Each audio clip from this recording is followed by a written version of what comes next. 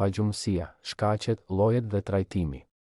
Pagjumësia, insomnia, është një çrregullim i gjumit që karakterizohet nga vështirësia për të fjetur, për të qëndruar në gjumë ose zgjimi i hershëm pa mundësi për të rifjetur. Ajo mund të jetë një problem afatshkurtër, akute ose afatgjatë, kronike dhe mund të ndikojë në cilësinë e jetës, produktivitetin dhe mirëqenien mendore e fizike. Shkaqet e pagjumësisë. Pagjumësia mund të shkaktohet nga një sër faktorësh që lidhen me stilin e jetesës, problemet shëndetësore dhe faktorët mjedisorë. Më poshtë janë disa nga shkaqet kryesore. 1. Faktorët psikologjik dhe stresi.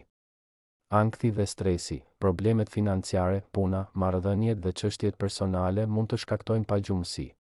Depresioni. Personat që vuajnë nga depresioni shpesh kanë çrregullime të gjumit, duke përfshirë pagjumësinë. Çrregullimet e stresit post-traumatik, PTSD, ngjarjet traumatike mund të krijojnë shqetësime që ndërhyjnë në gjumë. 2. Faktorët mjekësor dhe shëndetësor.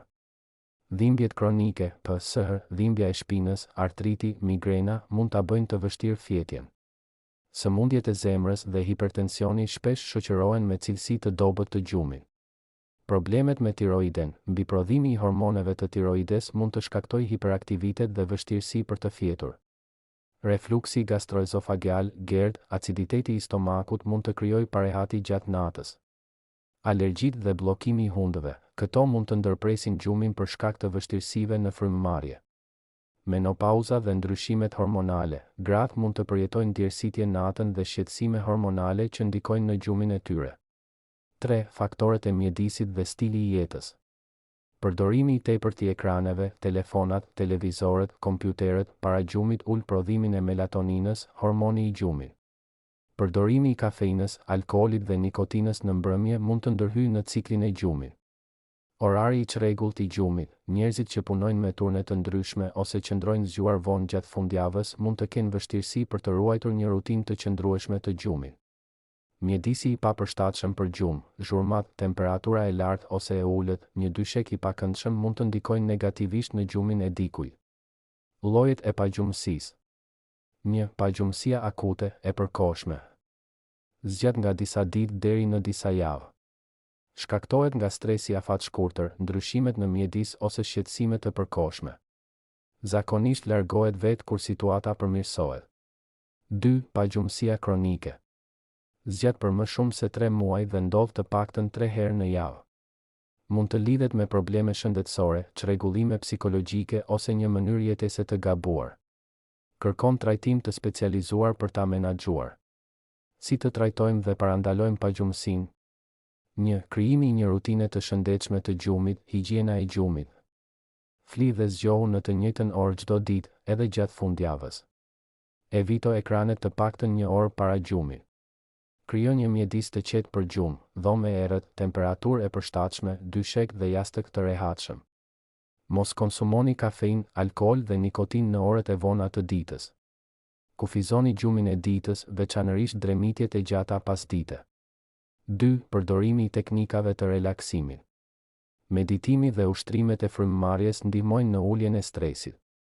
Leximi i një libri ose dëgjimi i muzikës së qetë mund të përmirësojnë cilësinë e gjumit. Banja e ngrohtë para gjumit mund të ndihmojë në relaksimin e trupit. 3. Aktiviteti fizik dhe ushqyerja. Ushtrime fizike gjatë ditës ndihmojnë trupin të lodhet natyrshëm dhe të përgatisë veten për gjumë. Ushqime të pasura me magnez dhe melatonin, banane, bajame, tërshër, qershi mund të ndihmojnë në përmirësimin e gjumit. Shmangni ushqimet e rënda para gjumit, veçanërisht ato me yndyrë ose shumë sheqer. 4. Terapia kognitive behaviorale për pagjumësinë, CBT. Është një nga metodat më efektive për të trajtuar pagjumësinë kronike. Ndihmon në identifikimin dhe ndryshimin e modeleve të mendimit që ndikojnë negativisht në gjumë. Mëson teknika për të zvogëluar ankthin dhe stresin që lidhen me pagjumësinë. 5. Përdorimi i suplementeve dhe medikamenteve vetëm me rekomandim mjekësor.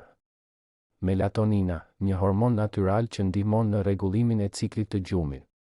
Çajrat natyral, kamomili, livandoja dhe valeriana mund të ndihmojnë në relaksimin e trupit.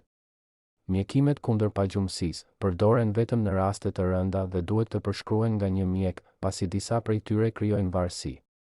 Përfundim. Pagjumësia është një problem i zakonshëm që mund të shkaktohet nga faktorë të ndryshëm, si stresi, mënyra e jetesës ose probleme shëndetësore. Trajtimi i saj kërkon një qasje të personalizuar që përfshin përmirësimin e zakoneve të gjumit, reduktimin e stresit, aktivitetin fizik dhe në disa raste, terapi profesionale ose medikamente. Duke ndjekur këto këshilla, shumica e njerëzve mund të përmirësojnë cilësinë e gjumit dhe të jetojnë një jetë më të shëndetshme dhe më produktive. Përgjegjësia. Të gjitha informacionet e ofruara në këtë kanal YouTube në lidhje me shëndetin dhe mjetet shtëpiake janë vetëm për qëllime të përgjithshme informative dhe nuk duhet të konsiderohen si këshilla profesionale mjekësore. Këshillohet që shikuesit të konsultohen me një profesionist të kualifikuar shëndetësor para se të provojnë ndonjë ilaç ose trajtim të përmendur në këtë kanal. Pronari i kanalit dhe krijuesit nuk do të mbajnë përgjegjësi për ndonjë pasojë që rezulton nga përdorimi ose keqpërdorimi i informacionit të paraqitur. Këshillohet diskrecioni i shikuesve.